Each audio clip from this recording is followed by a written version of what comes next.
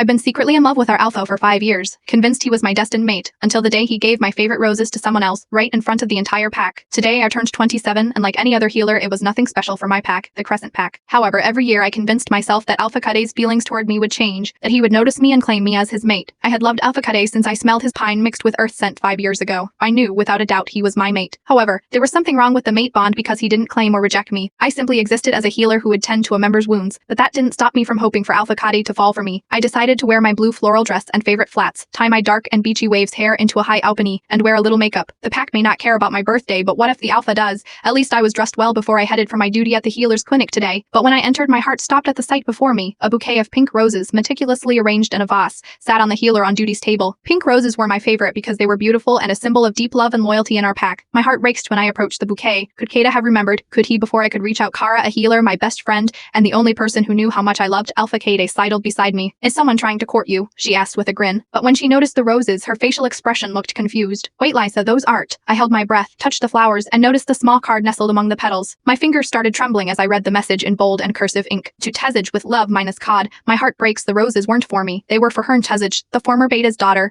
and the newly appointed war advisor. She had recently returned after years of studying and training in the UK, and it seemed the woman who caught Alpha Cade's heart. I thought because you are the only one on shift today that, Kara whispered, while she placed her hand on my shoulder to comfort me. I forced myself to smile, feeling foolish for harboring such feelings toward an Afor. Don't worry about it, Kara. I think I was just being ridiculous. Maybe that day I smelled him. I must have overanalyzed it. Kara looked at me with brows drawn with worry. Ridiculous, Lysa? No. You had every reason to think the mate bond. That was exactly how it should be. Alpha Cade, for sure, has felt it too. And if he didn't want it, he should have rejected you. Shouldn't have given you those looks every time he came here for treatment. I shook my head, choking from the lump in my throat and the pain in my chest. Looks aren't enough, Kara. I guess I had read too much into things that were never there. I was the only one holding on to something that never existed. The moon goddess would never make the mistake of being the only one to feel the mate bond. I am sure I had made a mistake. Kara's face softened, knowing that I had a point. She pitied me but had that fire in her eyes telling me not to give up. Kegger, she was the former Beta's daughter, but that doesn't really mean that Alpha Cade hadn't felt that mate bond. Maybe, but that doesn't change anything. If Alpha Cade had wanted me, he would have made it known, and Tezij, being the war advisor, would always be by his side, and I am, well, just a healer. Just then the faint sound of voices approached and passed the hall outside the clinic. When I turned, it was Alpha Cade and Tavish holding hands as they walked. Cade looked at Tacish as if he were in full admiration, while Assest was laughing at what Alpha Cade whispered to her. Kara grabbed my hand in a tight grip before whispering, "Lisa, you don't have to stay here, let's go." "Number, I am fine, Kara Berkleichers, I'll just go on with my duties," I replied. But as the day went on, the wound inside deepened. There was never a moment that I didn't see the two sharing glances together and whispering like lovers. They made me jealous when I didn't have the right. That evening, Alpha Cade called for a special pack dinner, which I knew was not because of my birthday. As we took our seats, Alpha Cade stood at the head of the table, holding the same bouquet of pink roses.